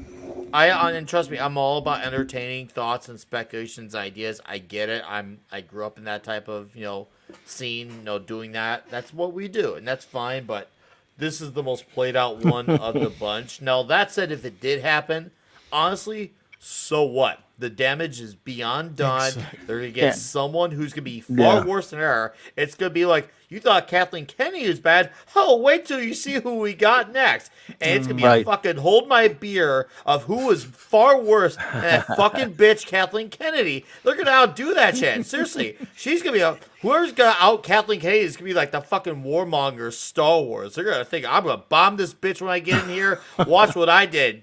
Boom, Kathleen, see that shit? I fucked up this character. I fucked up that character. Boom, see that shit? They're just going to keep doing this shit worse, and no one's going to do shit about it. Bastards. You're not wrong. I mean, I've been saying this for a while. Look, and this is one of the reasons why I don't cover a lot of this. And every time a Kathleen Kennedy rumor has come up, unless you guys ask in a super chat, I don't cover the story for a reason. The only reason I'm covering it now is because there could be some truth to it in a way, but it's just really what we've been saying for all this time. Yep. It really is. It's what we've been saying. She's not going any fucking place until she's good and ready. No, she's ready. She's 70 years old. Sure, she's going to be retiring soon. But until then, she's not. They're not going to fire her. But that They're word not gonna- removed. Yeah, they said removed. That's just not it's that. not Yeah, removed look, in the she is, slightest. and people forget, and I will remind everybody until I'm blue in the fucking face. She is hands down the most powerful woman in fucking Hollywood. End. Stop. No matter what has she's fucked dirt. up, it doesn't matter about the dirt. She's in the Guinness Book of World fucking Records. Oh, yeah. Like, that's my point. Is it doesn't matter. She doesn't have to have videotape on anybody. There's no way they're going to disrespect this woman on her way out the fucking door. She's going to get all lauded. the awards. Yeah. She's going to get a Lifetime Achievement Award as an Oscar. She will be Then she's- filleted. Yes, she will be definitely filleted. Well, no, Tom, you're right. Because here's the thing. She's been in this industry for a long time. She definitely made sure she took a long rise to get to the top. She's not just going to let it go that easily. There's a reason why she's trying to make sure she herself is untouchable. She waited a long time to get there, and she's just not going to just hand it down to anyone. She's just not going to get out that spot. It's just not going to happen. It's too realistic. Think, we could just get rid of her. It's not. She's not going to go. She's far more freaking This is powerful. Than people all on her realize. own terms. Everything is on her terms. I just got reminded of a great song. Bam, bam, bam, bam, bam, bam, bam, bam. I want to be filleted. That's probably what the Ramones wanted to sing. She's going to leave on her own. Everything she does is on her own terms. As Tom says, there's nobody more powerful. Well, it's probably on Frank's terms. right. But I hear what you're saying. Oh, yeah. And when she does, the damage will be devastating. Well, I think her replacement will be Leslie Headland. So, Well, part of She'll be the problem we'll get into in just a moment here. First, we got a from couple super TikTok. chats. Blackacre, is that how it is? Blackacre? I think so. Says, think so. isn't Campia's wife a big wig at Hasbro? Maybe he he's does married know to something. a wig. He's married to a wig. She's definitely Married wearing a to a wig. wig. No, I'm just kidding. I What don't culture? know. I really don't know. Culture. What do you think about Somebody that? married him? So what do I think about Campia being married? To a wig. Is he a hair fetishist? It wouldn't surprise me, but I would think that that's probably more like a beard. Oh, Becca J says KK on her way out, but who will take her place? Leslie Headland. Leslie. I got Headland. this shits. I'll take care of it. Yeah, buddy. Congo. You just need a Been a big while. pile of. You just need a big pile of cocaine, right, Frank? Guess who's back? Back again. Yeah.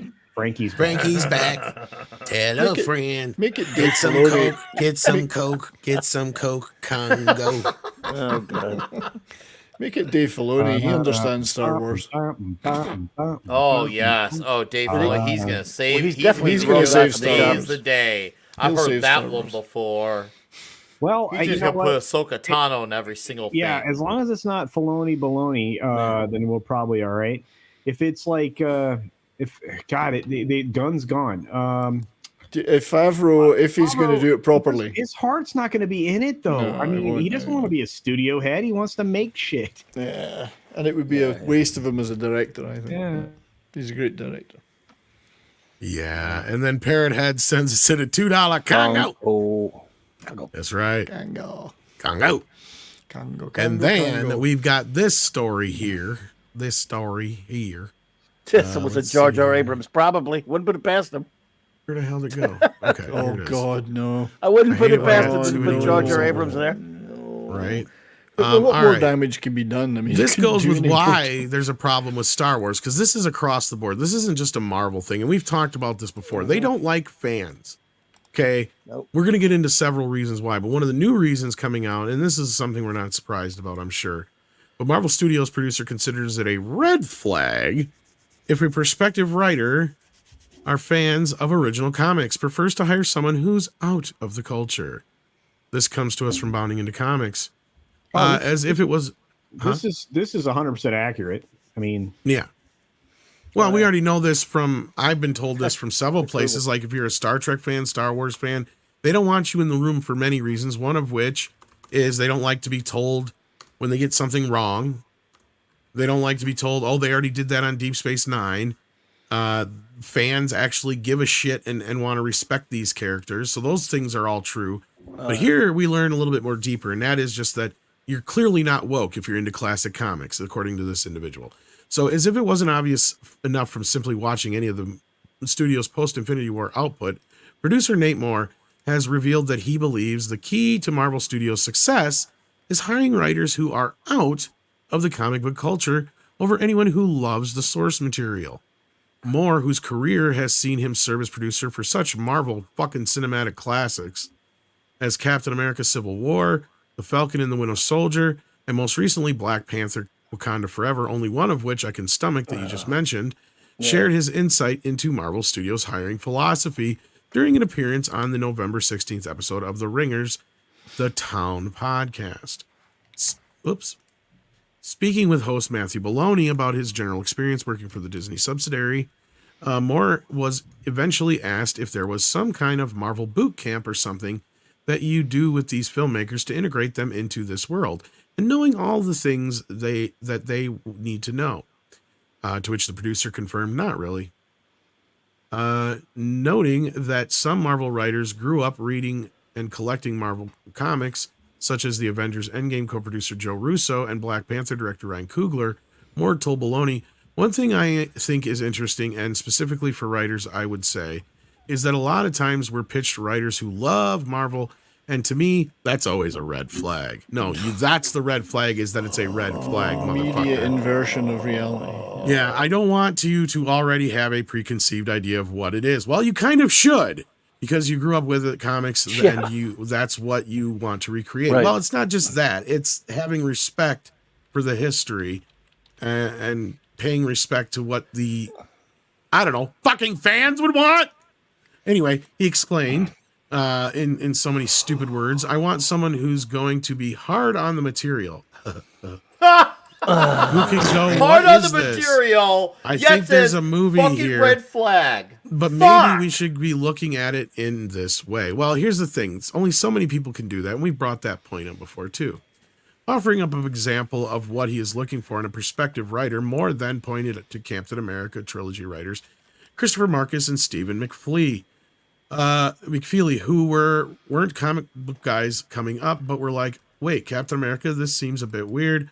What if we kind of looked at it in this way? Well, really, they didn't do anything that wasn't already technically in the comics. Ripped off all kind of stuff. But yeah, I was going to say, they practically beat Ed Brubaker's corpse to death. And they didn't weren't blame married to anything. anything. Nothing was sacrosanct. Well, maybe not to you. I think it's important to be able to go look at the source material. Look, the source material is great. I love it. And comic books work great in the medium, but they were built in, I'm adding words here, sorry. But that's not a direct one-to-one translation to the best version of the movie, he asserted. And sometimes it takes someone who's out of the culture to go, hey, I know you shouldn't do it like this, but I'm going to be a fucking moron. I hate this guy. Anyway, so you get the kind of gist of this here, right? Like, do we need to go on? No. Do we really need to go on? No, I mean, we all know that. So, you yeah, didn't have to tell us this. We knew it was this true. is all like, duh. I do think, though, that the writer of this is Matthew. What was his name? Matthew Baloney was the Baloney. interviewee. I think Matthew Baloney would make a great showrunner for a Marvel show. He actually, well, you know what? His depth of understanding, and mind you, he was an entertainment lawyer and agent for a long period of time, so he knows a lot of stuff and he knows a lot of people, and he's got great relationships. He gets a lot of scoops. Currently, he operates in part a website called Puck Media or Puck News. And he's been dropping stories for a long time outside of there as well. So you can kind of take, what he says with some credibility, less salt anyway. But yeah, I mean, what a travesty of what the normal practice should be. Yeah. It says nothing it all. surprising Says it here. all. Yeah, says it But, all. yeah.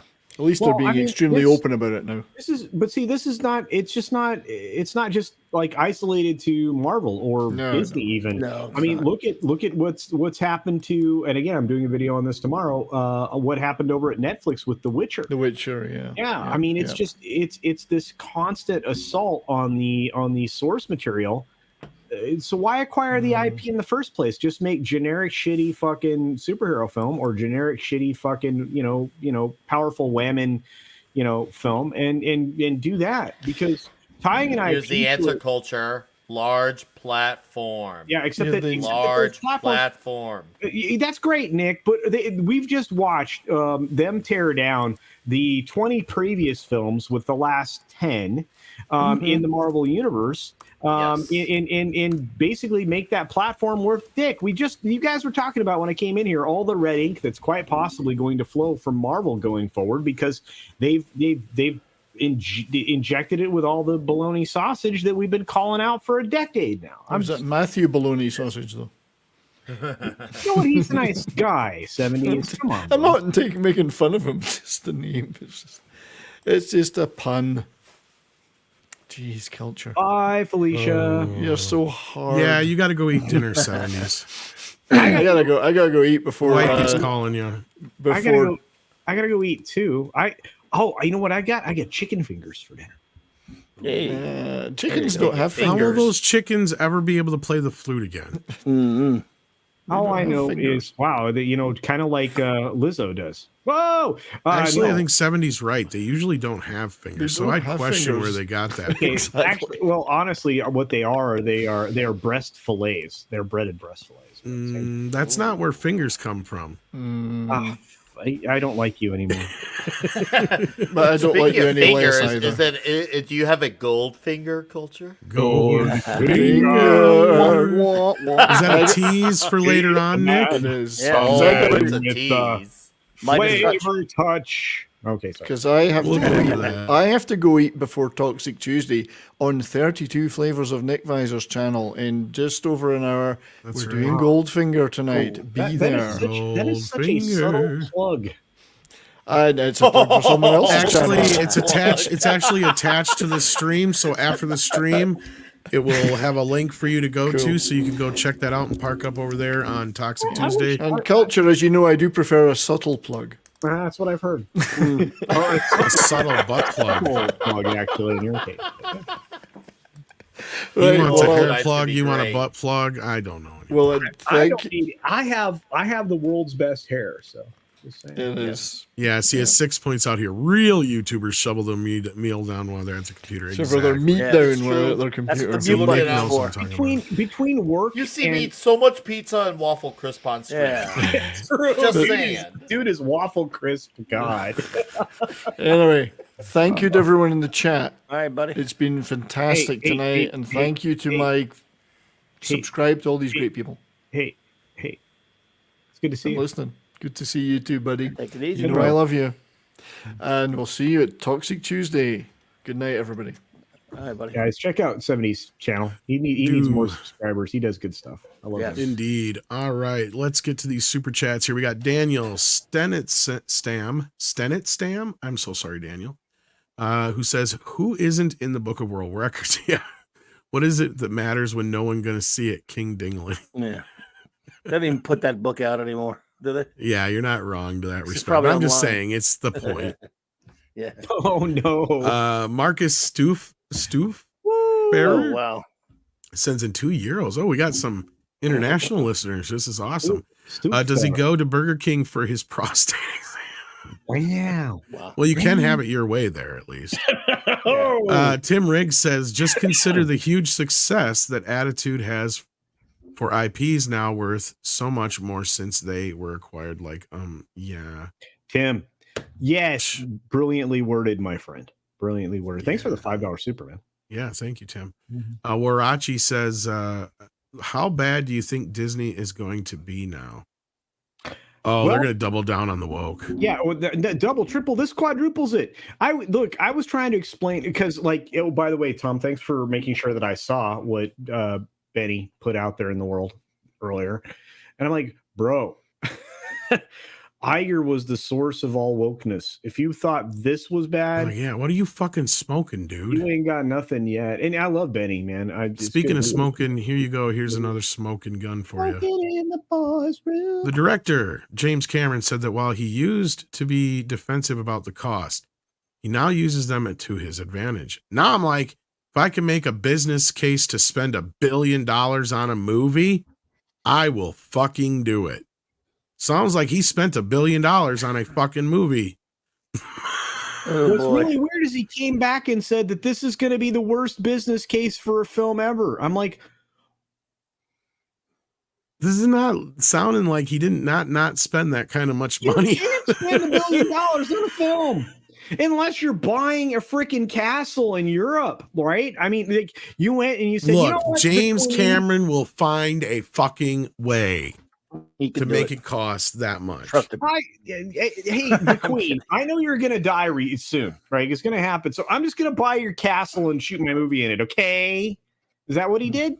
Yeah, he spent $1 billion fucking dollars. Look, we joke all the time about Nolan too. You got to remember that's how crazy Hollywood is. You're like, No you know, one doesn't spend $1 billion. Nolan's like, I'm gonna make a movie and I'm gonna blow up a nuclear bomb, and they're like, oh wow, cool. In a movie, he's like, yeah, in a movie, wink, wink. And then he blows up a nuclear bomb. Hell yeah. Governments Six. around the It's a world shout go, out. where did that nuclear detonation come And from? Six found that quote. Thank you, Six. She wants her shout out. Yes, Hey, indeed. Six. She could just come in and say I found it. Shout, let it all out. There she I is. There you go. Hey, Six. She found it. See, Hi, Six. hi Six. Oh, Did you read the thing I sent you, Six? No, I'm busy producing this show. So Oh, Yeah, she is producing. Oh, okay. Oh. The production. do you need it now? No, I thought you would like it. I I will dump Tom in a hot second for you. I know. But no. Keep producing. The show Whoa, needs that is very revealing. it. Tom's not in his right mind right now. So Oh, Tom. I know he's I got the coof. he's got man flu. You would not believe what a big baby he's been. I am over a the big last few baby. days Does, about. does he Nostra have a Dumbass toxic is man here. flu? Six. I keep reaching out to him today. I send him text messages. I'm like, "Are you okay?" I like this name, Nostra Dumbass. I love that name. Tom says Tim Pool Best. mentioned Midnight's Edge and WD Pro on his show tonight about the Chapek Fire, and I've heard, and I am elated. Tickled Amazing. pink. Amazing. I think Andre's going to really think it's. He's going to go. That is awesome. Yeah, see, that's about as much emotion as you'll get from Andre too. That is No, actually, he might go. Really, that is cool. that's also true, but that's it. I mean, that's Andre's range of emotions, and I love him for it because I'm like, you're like my grandfather. My Oh, grandfather. I've seen him had that piss range of before. emotion. It is a sight to see. Yeah, it's like, ugh. Because, like, okay, it's been far enough now off. I'm sure I can tell this story. Like when we were doing the Captain Marvel bit, and they shut us down. I'm like, Andre, we're down. He's like, what?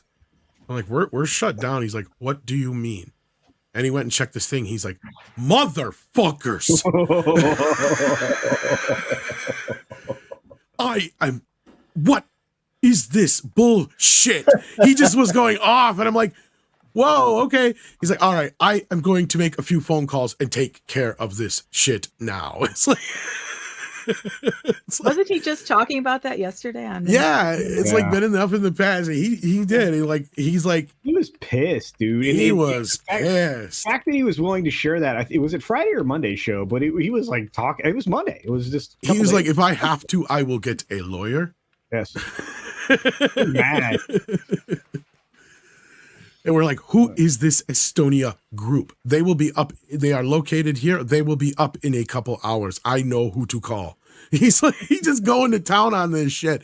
He's like figuring it all out. I'm like, all right, cool. And within minutes, we were back up or whatever. It was like, wow. Yeah. After he sent them the note, it's pretty funny. But as far as the Tim Pool thing, yeah, it's pretty awesome. I'm flattered actually. Jack White says, I know you guys keep pointing out that Disney can't go belly up because of the real estate they own. But I'm sorry, I can't see them surviving, especially when they're going to triple down on the woke. This is understandable, Jack White, but you got to remember, these businesses have so many different levels to them that one thing can fall, but not all of it will falter without it being. And Disney's so vertically integrated right now. They're probably one of the most amazing corporations when it comes to just how diversified they are at the same time. Beyond the hotel property real estate, beyond the Disney Vacation Club, which is a cash cow for them, beyond the cruise lines, which is enormous, beyond international travel partnerships that they have, ESPN beyond, and all that stuff. Beyond all of that, they also control real estate outside of those holdings. They also control they control a lot of other IPs that other people utilize on a daily basis that don't even know it. They are actually a very subtle technology company. And it's like you almost it's like groceries. It's like groceries. Like there's 7 or 8 groups that own most of the products that you go and buy at the grocery store. That's it. There's only 7 or 8 of them. And that's because what has slowly been allowed to happen is a slow corporatization of all of these other things. And some of these corporations just keep buying these other companies and they don't tell anybody. It's just this other corp is a part of their. You're not wrong. And you'd be surprised how much of the food you eat actually comes from the same 4 places. Yeah, and you wouldn't even know. I mean, and they're like you said. I mean, Nabisco, Purina, General Mills. Yeah, it's Nestle would surprise you. That's a Nestle. Yeah. What'd you say in 6? I'm sorry. KY. Well, if it's edible, yes. Do they make edible KY? Duh. Of course they do. What is that, Rule 32 or whatever, Rule 34? But no, they're going to have some rough times, Jack White, but right. I think Culture's point is sound. You'll see a company like Paramount or something like that go belly up before you would Disney because they don't have as deep diversification in their portfolios, let's say. And am I too sheltered? Yes, I am very sheltered. Yeah. And there's people like 6 who make sure I have a safe space. Tom's a virgin. I could be. Does my kid know? Shinatsky knows stuff. Shinatsky knows stuff. Hey, Shinatsky hanging out with Paulie too. He's a friend of mine. Yeah, we know Shinatsky. He knows Shinatsky. Hey, Shinatsky. He knows stuff. Wouldn't you like to be a Shinatsky too? Hey, girls, they can do stuff now. Girls, chicks can do stuff. Fuck up movies. They never used to. They used to make some great films. Wayne's World, Big. Yeah. Oh man, wait. Okay, director of Big. Wait. Does anybody know this? Not you, Tom. Anybody know who the director of Big was? Marlo Thomas. Penny Marshall, right? Thank you, Penny Marshall. Klobby got it. Laverne. Or Shirley. No, Laverne. Yes. Schlemiel. Incorporated. Gary Marshall basically ran the world for a period of time. I don't think people know that, and I don't know that they even know that they were related. But Gary was big. As far as production stuff went, kind of ran the world for a period of time. Doing it our way. And Penny was such a great director, just in an incredible human being. What a great loss. Good Lord. That's a great Yeah. fucking theme song. She was good. Well, I'm then talking explain one of the Gonna funniest make things on that our movie. dreams And come shit. true. We got to Well, end this what's show. the I got to Do it eat. our way, Yeah. yes, our way. We're gonna. Whoa, Jack White sent us another $10. Especially when Disney keeps the P word off parents with their content. Oh yeah, pissing them off. And Tom, did you check out the trailer I sent you? Link now and manga it's adapting from. Jack, I have not had a chance yet. I've been sick as a devil. He And, literally does have the coof. He ain't I joking. have COVID. And so like a lot of my days have been spent like the streaming. I'll go right to bed. Get up in time just to eat something, stream, go right back to bed. I made sure I didn't have the Tuesday tirade today because You didn't have to do that. I was actually awake for it, but I And just then you ended didn't up tell going him. straight. Yeah. You texted me, and I was like, no, we're not going to do a show. I'm too busy.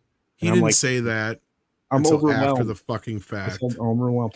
Yeah, when I texted you back, I'm like, I show told you. question mark. Brother, I want you to rest and get healthy.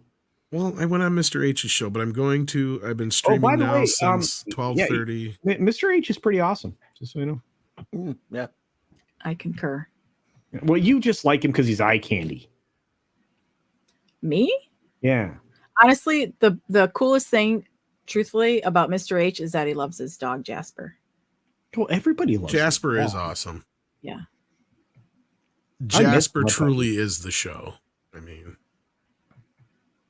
I miss Bear Dog every day. I know. He's a cutie. Yeah, I know. And then I got my pains in the ass right here. Well, I love Sadie. I can't wait to meet Sadie. Oh, I'm sure she would love to meet you too. She'll jump all over you and give you kisses. She heard her name. She's Uh-oh. Wow, now we're going to do 10 minutes on pets. This is going to be fun. Oh, Lord. Lord, no. No, we'll be here all night. So we got lazy puppies in the house. Yes, I know, Sadie. Now you heard your name. You think it's time to go outside. I'll try to get to that either tonight or tomorrow, Jack. I promise. I'm really sorry I've been out of it. I barely even been able to do stuff for the channel. I love Lazy Puppy, but you have a brand new like premium tier puppy. I saw. Oh, you mean I don't know, like hardcore puppy, like beyond extreme puppy. Are you talking about the one that's driving the boat? No, beyond that, the one that made the skydiving jump. puppy. No, the one that jumped into like this little tiny dog jumped. Oh, in the truck. I haven't Oh, downloaded that one yet. I should. Oh, dude, you better get it. We're 'cause probably I'm like, about due.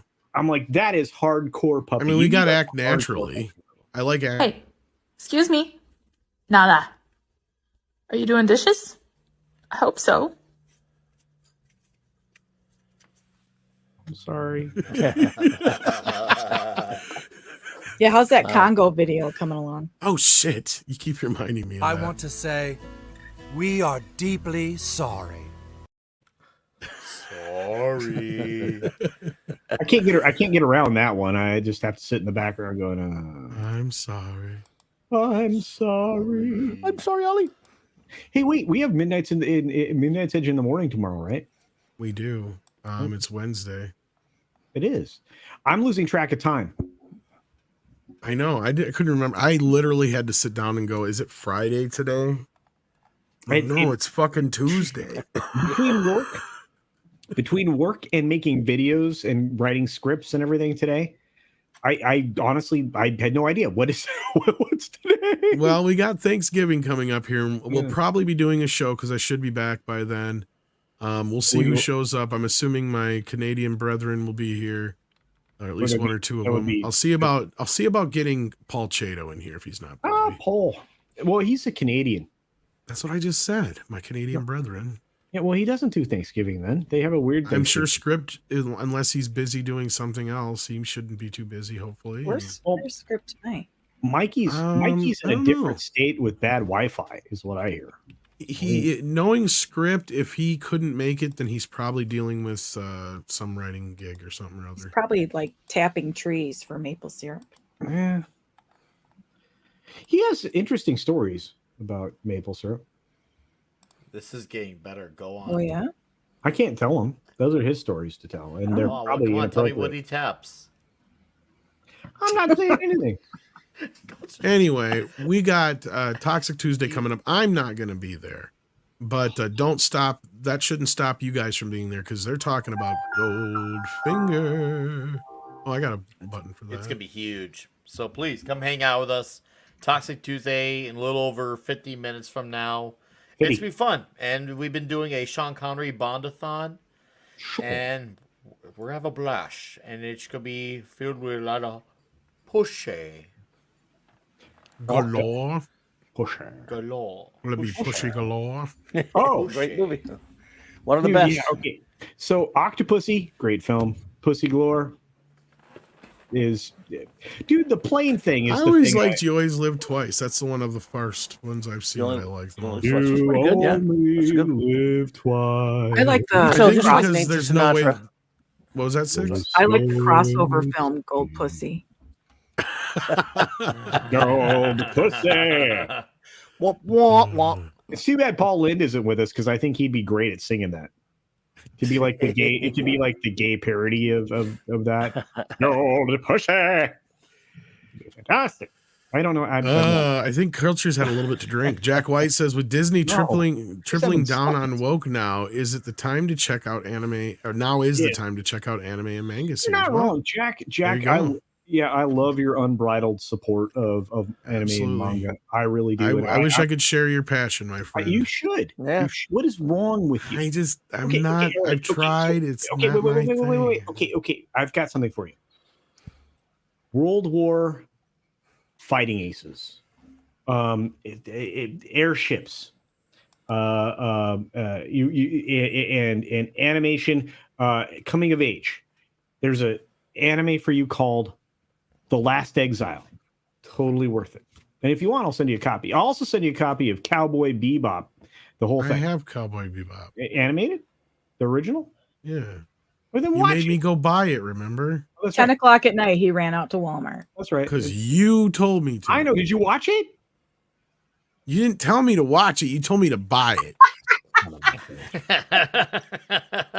What is with the peer pressure from anime fans? It's like fierce. It is. They're passionate about it, which is great. What's your bosses here? I would rather it be anime. I'd rather it be anime than something else that peer pressured people into.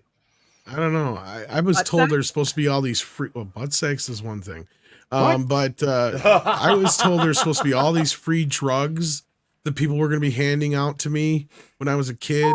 They fucking lied. I look all the time. It's like I can't find nobody who's got no weed on the corner. Like, you're supposed to be just handing this shit out to me. No. The streets are not paved in weed. I don't know why we keep getting people coming. I can't even get no free cocaine or pills or nothing. Oh man, you know what? I just realized the boss is in the chat. I'm in big effing trouble. That's your fault. Uh-oh.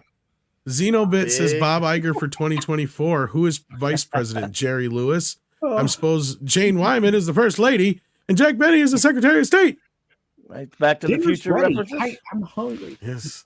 You're hungry. All right. We're going to get out of here so that Culture can eat. Thank you so much, Xenobit, and everybody else who sent in super chats tonight. We appreciate Wait, it so much. I don't want to stop them from sending you money. Well, you just did. Nikki D says, random question. Anyone remember the cinematic masterpiece that was Jason X? Yes. I'd rather watch that cheese fest than modern Disney Direct. You know what's funny? Jason X Nikki. was the first movie I downloaded on the internet Nikki, because it leaked like a year before it came out. Yeah, Nikki, I'm 100% with you. I'm 100% with you. And it has women getting bashed into a tree with a fucking sleeping bag. That works. I liked that. And the head getting bashed in with the I like that frozen too. head. Yeah. And then Jason gets an upgrade. Oh, I actually have a story for you tomorrow, Tom. Pushy. Okay. Pushy galore. Of course you are. Vic and I have been DMing back and forth today. Vic who? Mignana? No. Although I'm gonna be quiet. Vic who? Vic Jack Fontaine. White. Vic Font. Oh, okay. Check out My Hero Academia, Yu Yu Hakusho, and Bleach, and Bleach. Full Metal Alchemist Brotherhood. Oh yeah, Full Metal Alchemist Brotherhood also excellent. There you go. Jack White plugging some of his favorites. Yeah, That's what I said, Mecha J. Vic Mignogna. Vic Mignogna is awesome. I have a great picture with Vic. Somebody took it. All right, let's get out of here, kids. We love you all. Check out Culture Casino's channel. Check out Clobbering Times. I'm sure you got something coming up in the next night or so, right? You got a Doctor Who thing coming up, don't you? Oh, yeah, They'll celebrate Doctor Who's 59th anniversary tomorrow night. I'll be doing ranking from worst to first all of the intro Doctor stories. Each first Doctor story that introduces to a new Doctor, and basically just talking about love for the Doctor Who that we miss very much. Awesome sauce. So check that out. 6, you got anything coming up you want to plug? I do. I'm going to be on Zax's channel tomorrow night. And I think somebody else is going to be there. Culture Casino is going to be there. This guy. I was told that he was going to be there, and I said, well, oh, God, I'll come on anyway. So, yeah, we're going to be talking about the good things about Disney. I'm sure we'll delve into the dark things, but It's going to be a short stream. we're going to like do deep dives into the past, I guess. Okay. What Because it's been a while. I say you'd almost have to. Well, that sounds interesting. So check that out. And Culture, you got anything coming up besides your 6-minute daily? Yes. This is we have just started the content cycle, folks and fans. I am turning into the pop culture news guy of like in the mold of Timcast and the Quartering and all that. So I am releasing 5 videos a day, Monday through Thursday, on top of the live streams that I do normally. So yeah, expect to hopefully see a lot more of me. Please, man. Yeah, I know. Please be sure to be subscribed to the channel. I promote everybody else at the same time throughout the videos that I do, and I appreciate your support. I am working towards retirement and at a very aggressive pace now. So do check out the stuff I'm doing. There's a lot of great stories. You might be retired before KK. It's possible. Send in money. I Nick. tell you what, it's going to be easier to do because I've got a new merch store on the way. I've got the hair and body product line For the coming out. guy who wanted to get out of here. I'm gosh. Longest outro ever. I know, right? Nick, go ahead and tell the kids again. It's going to be linked to the show. So as soon as we're Link done to here, the show. there you go. Head on over to Toxic Yes. Tuesday to hear the boys talk about some Gold Finger. Finger. It's going to be huge. So please come join us, guys. It's going to be fun. We have a lot of people in the chat who are all very familiar with Toxic Tuesday. They know what's up. It's fun. It gets pretty wild. So I hear the boss. Did you get yelled at? Instead, Culture's got cold chicken fingers. You need an air fryer. Culture's got cold fingers. Womp womp. So much trouble. And yeah, I think we did. Yeah, we did get this one. Okay, so we're good. All right. So with that, kids, please hit the like button if you haven't already. And I don't know what I'm going to do with these people. What the hell is wrong with you Round. people? Go to Nick Weiser's. Yes, head on over there, kids. Good night. Do You find the button. Yay! Good night. Not that one. Yay!